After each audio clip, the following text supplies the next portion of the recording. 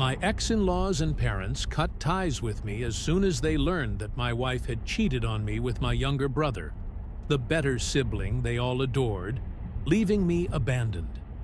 However, it seems things have taken a turn for the worse, as they've all started bombarding me with calls, wanting to meet. It turns out my brother is leaving Julie for another woman, and now they expect me to step in and reclaim his place, because, according to them, it's my duty as a man. I never thought I'd share this story, but recent events have pushed me to the edge, and I need some outside perspective. My ex-wife Julie, now 34, and I were married for 8 years before everything fell apart. We met during college, dated for 3 years, and built what I thought was a strong, happy marriage. Julie was charming, reliable, and beautiful, the type of person who'd make others think, "Wow, he's so lucky." We shared similar goals, and she always seemed to support my career. Everything felt right, and I believed we had a solid foundation. Never in my wildest dreams did I imagine how wrong I could be. Growing up, I was always the responsible one in my family. My parents praised me as the dependable, mature son who would make an excellent husband one day. My younger brother Luke, on the other hand, was the golden boy. He was handsome, outgoing, and the life of the party. My parents idolized him, and it seemed like everyone he met was immediately captivated by his charm. Although I noticed how much attention he got, I didn't dwell on it. He was my brother, and I cared for him. Sure, my parents often focused on him, but I chalked it up to family dynamics. I thought their favoritism was just the way they saw him, nothing more. Looking back now, perhaps I should have seen the warning signs. Luke was a frequent visitor because our families were close, and he and Julie seemed to get along exceptionally well. Too well, as it turns out. One day, I came home early from work because I wasn't feeling well. The house was eerily quiet, but I noticed one of Luke's bags sitting in the living room. At first, I assumed he'd just stopped by for a visit, but as I walked down the hall, I heard voices coming from our bedroom. My heart sank, but I told myself to stay calm and not jump to conclusions. When I opened the door and saw them together, my entire world collapsed. I'll never forget the look of shock on their faces when they saw me standing there. It was like a nightmare I couldn't wake up from. The confrontation that followed is mostly a blur. I think I was too stunned to fully process what was happening. I grabbed whatever I could and left the house that same day, not looking back. You'd think that would have been the lowest point, but what came next was somehow worse. When I turned to my parents for support during the most devastating time of my life, I was met with indifference. Instead of comforting me, they gave me a condescending lecture about how marriages are complicated, and even suggested that I might have driven Julie away. They went so far as to claim that Luke was doing her a favor by showing her real love. It was as if they blamed me for Julie's betrayal, acting like I was the one who had pushed her into my brother's arms. Things deteriorated further in the days that followed. Julie's parents, who I'd grown close to over the years, didn't hesitate to side with her. They were charmed by Luke and immediately embraced him as the perfect addition to their family. I tried reaching out to them a few more times, but it became crystal clear that I was completely alone. Both families were fully behind Julie and Luke. To them, I was disposable, easily replaced by someone they deemed a better fit as a husband and son-in-law. The divorce was swift and ruthlessly impersonal. I couldn't stand to keep anything that reminded me of Julie or the life we'd shared, so I left most of it behind. I moved into a small apartment and tried to figure out how to rebuild my life with zero support. I lost nearly everyone in my social circle, as Julie and Luke, using their family connections, managed to paint me as the bitter, unstable ex while portraying Luke as Julie's savior. But somehow, I survived. I buried myself in work and gradually started meeting new people who didn't know about the disaster that had been my life. I made new friends and found kindness in a couple of neighbors.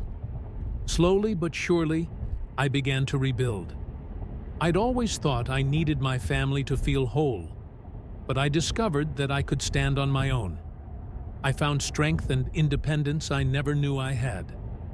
Despite how hard it was, I felt proud of myself for getting through it. Just when I thought I'd finally found peace, everything took an unexpected turn. Out of nowhere, my phone began blowing up with calls and messages from my parents, Julie's family, and others. At first I ignored them, thinking it was some cruel joke or maybe someone reaching out of guilt. But the calls kept coming, so I eventually listened to one of the voicemails. What I heard left me speechless. Luke had walked out on Julie. He'd met another woman and left Julie behind without so much as a goodbye. Now, with Julie heartbroken, both families were scrambling to fix things. And who did they expect to step in to pick up the pieces? Mr. They genuinely believed I should return to Julie and resume my role as her husband, as though I'd just been waiting in the background for this very moment. Their messages were packed with emotional manipulation disguised as concern. At first, they begged me to come back and forgive them, but then the tone shifted and the messages became more outrageous. They insisted it was my responsibility as a man to give Julie another chance, arguing that forgiveness would show my strength. My father even claimed it was an opportunity to prove my value as a son, as though I hadn't spent years doing exactly that for a family that had discarded me. Julie's family also chimed in, pleading with me to return, saying she was lost without me, and that I needed to help hold the family together. It was as if my pain and betrayal didn't matter. They were only concerned about maintaining appearances, expecting me to forget how they had all abandoned me. I've been furious ever since. After losing everything, my family, my wife, my social connections, these people now believe I owe them something. They act as if I should be grateful for the chance to return, as though I wasn't discarded and replaced like some worn-out piece of furniture. And the worst part? They genuinely seem to think I should feel honored. I wrestled with whether or not to confront them. A part of me wanted to yell, to let them know just how much pain they'd caused me, and how ridiculous their request was. But another part of me realized it wouldn't make a difference. They'd never seen me as a person with feelings, just as someone who could fill whatever role they needed at the time. Addressing them wouldn't change anything. They'd twist it around to make themselves the victims, or accuse me of being overly dramatic. So instead, I've been ignoring their calls, trying to preserve the peace I've worked so hard to create for myself. But their constant attempts to reach me have been relentless. Every few days, another voicemail or text arrives, dragging me back to that place of anger and hurt. They don't see me as someone with my own life or pain. They only view me as a convenient solution, someone to clean up the mess they created. It's exhausting, and I'm so tired of feeling like I'm the only one who recognizes how messed up this situation truly is. I know I'm not wrong for refusing to go back, but part of me wonders if I'm missing something.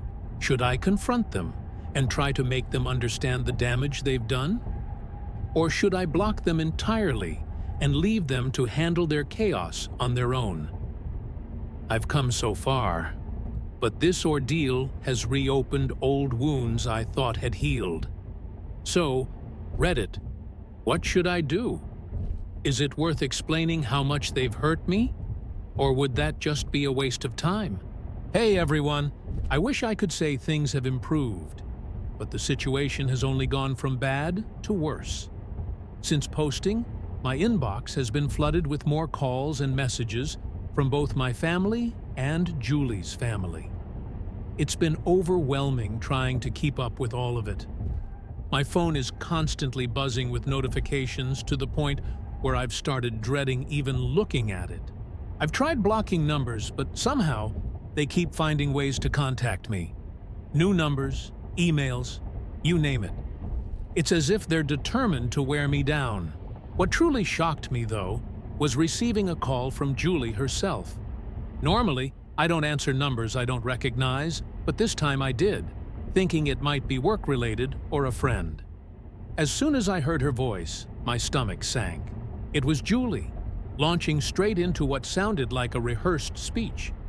She started by apologizing, saying she'd made terrible mistakes. I couldn't believe the nerve of it. She spoke as if forgetting to pick up groceries, not as someone who had destroyed our marriage by sleeping with my brother. She continued, claiming we owed it to each other to try to work things out.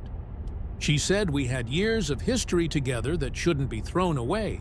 Hearing her talk about our 8-year marriage, as though I was somehow obligated to cherish it after what she'd done, felt like a punch to the gut. She insisted we both had a responsibility to pick up the pieces and see if reconciliation was possible. The audacity was almost laughable. She acted as if a few apologies could erase the betrayal, the loneliness, and the devastation she caused. Julie kept talking about how much she missed the stability we'd had and how she realized now, with Luke gone, that she truly wanted to settle down. She repeatedly used phrases like our life and our history, as though she still had the right to claim any part of it. I sat there, stunned, barely able to respond as her words only made me angrier. Finally, I interrupted, asking, "Why now? Why do you suddenly care now that he's gone?" Her response was a weak excuse about realizing what she'd lost and thinking I'd be strong enough to forgive her and take her back. Strong enough, as if forgiving her betrayal and pretending it never happened was somehow proof of strength. After hanging up, the messages from my dad started flooding in, even more insistent than before. They claimed that Julie begging for forgiveness was proof she was truly sorry and that I should see it as a victory.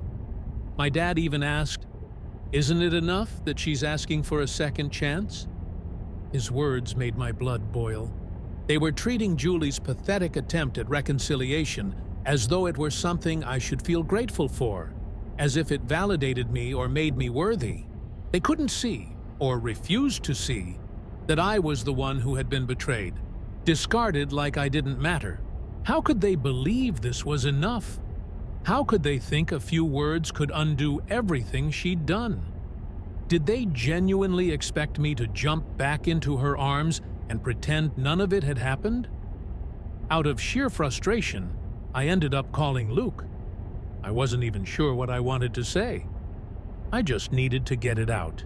When he didn't pick up, I left a voicemail, telling him this entire mess was his fault and that he should be the one dealing with it. I reminded him that he had destroyed my marriage and life, and it was his responsibility to explain himself to our parents and take ownership of the chaos he caused. Still seething, I sent him an email as well, detailing everything point by point, every betrayal, every chance he'd had to stop but didn't. I was angry, hurt, and didn't hold back. Unsurprisingly, Luke never responded. It was typical of him to wreak havoc, tear apart two families, and walk away without a second thought. Now, he's off with some new woman, likely not even sparing a thought for the destruction he left behind. Meanwhile, I'm stuck fielding calls and emails from family members who still believe I'm the one who should fix this. One particularly painful call came from my uncle, one of the few family members I'd trusted. He begged me to see reason, saying people make mistakes, and that true forgiveness means giving second chances. He told me that as a man, it was my responsibility to show grace in difficult times. His words felt like a betrayal. It was as if my pain and heartache didn't matter as much as maintaining some false sense of family harmony. I was so shaken that I couldn't respond. I just hung up and cried. I wish I could cut them all off, but it's so hard. Despite everything, part of me still feels tethered to them, still craves their acceptance. I know it's not healthy, and I know they've shown me who they truly are. But I can't deny that it hurts. A part of me is still that little boy, desperate for his parents' unconditional love, even though I now understand they never truly will. And that realization cuts almost as deeply as the betrayal itself. Here I am again, feeling lost and unsettled. I thought I had moved past this, that I had managed to piece my life back together. But they keep pulling me back into the chaos. Part of me wants to confront them, to lay everything out and expose the absurdity of their so-called family values. Yet another part of me wonders if it's even worth the effort. They've already shown me who they are, and I know in my heart that no amount of explaining will make them see me for who I am or respect the boundaries I've set. But it's so hard to fully let go when they keep finding ways to reel me back in. Right now, I'm mentally and emotionally drained. It feels like they're trying to erase all the progress I've made, every bit of peace I've fought so hard to create. I know I shouldn't let them get to me, but it's difficult. So difficult not to feel as though I'm somehow in the wrong, even though I know logically that I'm not. Update 2. It's been a few weeks since I tried to make sense of everything, and honestly, nothing has settled down. If anything, it feels like someone hit the accelerator on the drama, and I'm just trying to hold on. The calls, texts, and emails from both my family and Julie's family became so overwhelming that I finally decided to cut them all off. I blocked their numbers, emails, and even their social media accounts. It wasn't an easy choice, but I desperately needed some kind of boundary, any boundary, because my mind was spinning out of control. For a few days, I felt like I'd won a small victory. My phone wasn't buzzing every 5 minutes with another guilt-laden message, and for the first time in months, I could just exist, without their constant noise in the background. But of course, that peace was short-lived. Nothing about this situation seems to allow me to breathe for long. A few days after cutting everyone off, I came home from work, exhausted and ready to collapse, only to find my dad waiting outside my apartment as if it were completely normal. My stomach dropped. I had never told him where I moved after the divorce, so the fact that he had tracked me down felt like a huge invasion of my privacy. For a brief moment, I considered pretending not to see him and walking away, but I knew that would only delay the inevitable. If I didn't face him now, he'd just keep showing up until I did. The whole situation was so typical of my dad, practically a master class in emotional manipulation. He started talking about how the family was falling apart, how Julie was miserable, and how Luke's absence had left a wound no one knew how to heal. He kept repeating that family is everything, as though that somehow obligated me to fix everything just because we're related. Then he went on about how it was my duty to let go of the past, because that's what families are supposed to do. He even brought up Christmas, saying it would be the perfect time for everyone to come together and make things right. I couldn't believe the audacity. This was the same man who stood by and did nothing while my wife and brother wrecked my life. And now he had the gall to ask me to be the one to mend it all. I felt like my head was going to explode. It was infuriating, but it was also completely draining. I stood there, doing my best to stay composed, while he rambled on about forgiveness and moving forward. By the time he finally left, I felt completely wrung out, like an old dishcloth. It was such a painful reminder of where I stood in my family's priorities, definitely not near the top. And that wasn't even the worst part. Not long after that little ambush, I received an email from Julie. I hadn't heard from her in a while, so seeing her name pop up in my inbox felt like a slap in the face. Her message was short but calculated. She claimed to understand why I was upset and said she hoped we could talk to clear the air. To make it even worse, she attached a photo from our wedding day. That picture used to make me smile, but now it made my stomach churn. Without a second thought, I deleted the email.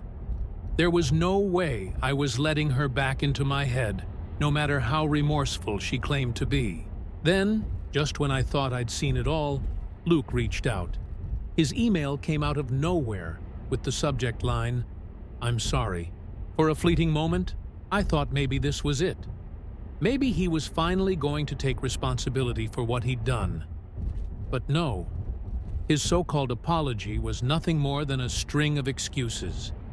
He wrote about how he never intended to hurt me, how his relationship with Julie just happened, because they were in love, as if that somehow justified it. To top it off, he had the audacity to say he hoped Julie and I could reconcile, that he was rooting for us to find happiness again, as if his blessing meant anything to me anymore. I was so angry I could barely think straight. How do you even respond to something like that? Spoiler: you don't. I deleted his email just as quickly as I'd deleted Julie's. There was no point in engaging with someone so blind to the destruction they had caused.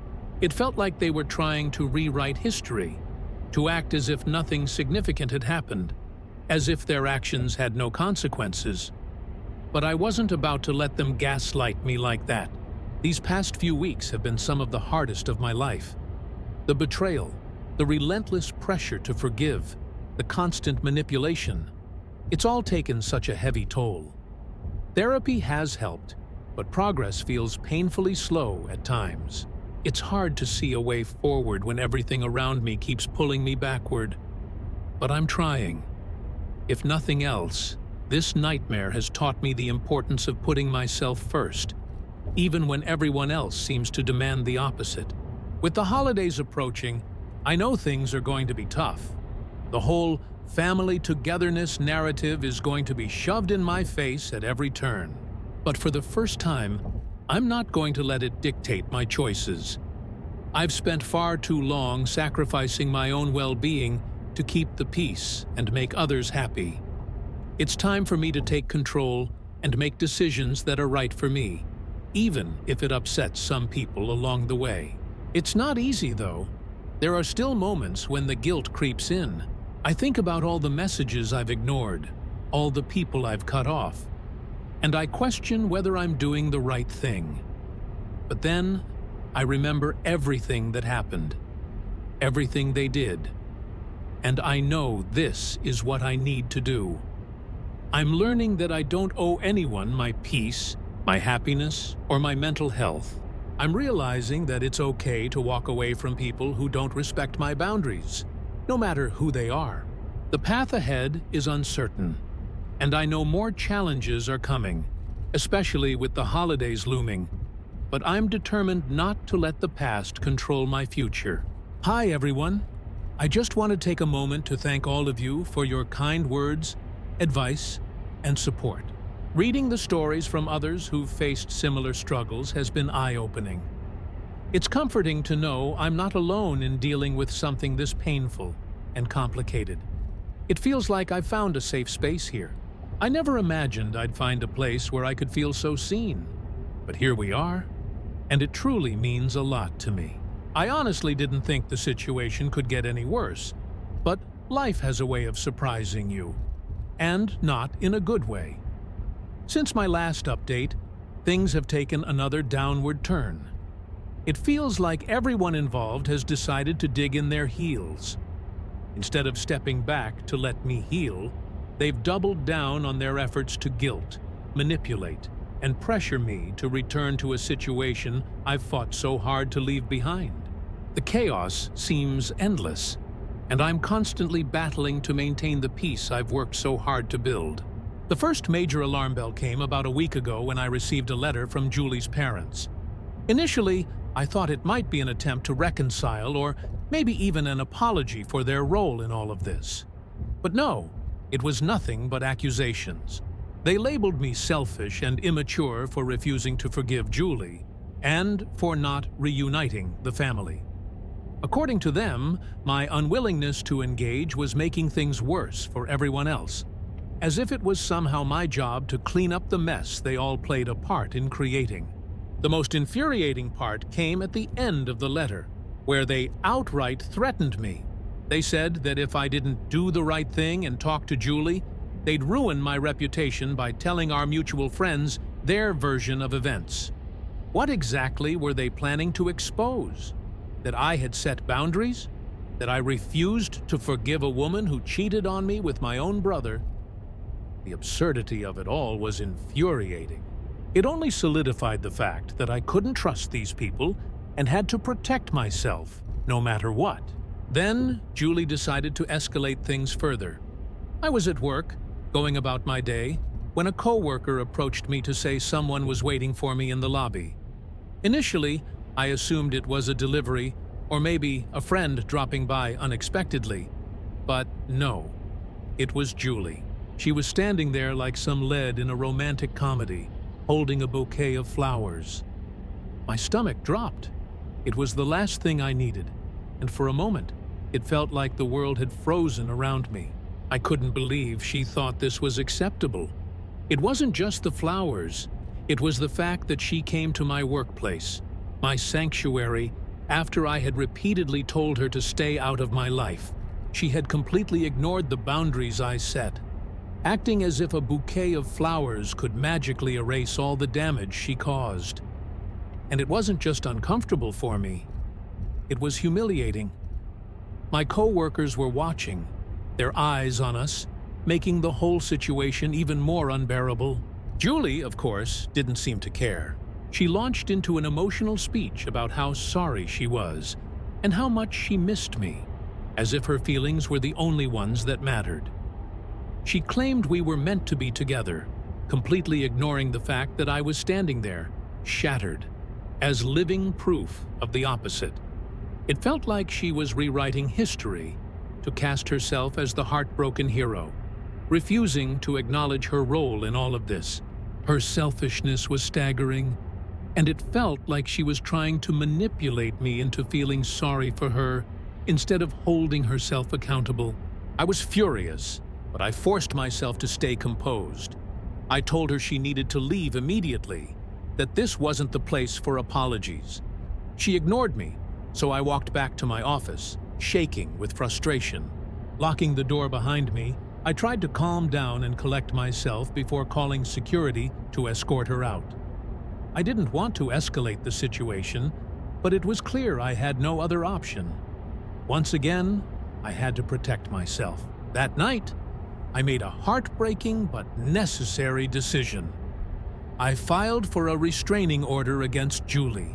The thought of needing legal protection from someone I once loved was devastating, but it was the only way to ensure she stayed out of my life. I couldn't continue letting her invade my space and leave me feeling powerless. I had to take back control. My family, unfortunately, hasn't stopped their attempts to reach me either. Even though I've cut off all contact, they've found new ways to try and pull me back in. A cousin I hadn't spoken to in years sent me a long message about forgiveness and how much everyone missed me. Of course, there was no mention of how they abandoned me when I was struggling with the betrayal. Another distant uncle emailed me to lecture about being the bigger person and letting go of my anger. It's absurd that people who weren't even part of the betrayal feel entitled to tell me how I should heal. They have no idea what I've been through. The most painful part of all has been my dad. Despite our last confrontation, where I made it clear I wanted nothing to do with this mess, he's still trying to guilt me into coming back. A few days ago, he left a voicemail saying I was tearing the family apart by refusing to forgive Julie and Luke. He didn't even acknowledge the pain they caused me. All he cared about was how my actions were affecting them. It's exhausting. Every time I think I'm finally getting some distance, someone finds a new way to drag me back into the chaos. But through it all, I've come to a crucial realization. I deserve better. I deserve better than Julie, better than the toxic dynamics in my family, and better than the life they tried to trap me in. I've moved into a new apartment they don't know about, locked down my privacy even further, changed my phone number, and tightened security on all my accounts. It's sad that I've had to go to such lengths, but it's necessary for my sanity. Therapy has been my saving grace. My therapist has helped me understand that protecting myself isn't just okay, it's essential. Cutting off toxic people is not only acceptable, but vital for my well-being. Progress is slow, and some days it feels like I'm barely holding it together. But for the first time in my life, I'm putting myself first. And that's something I've never done before.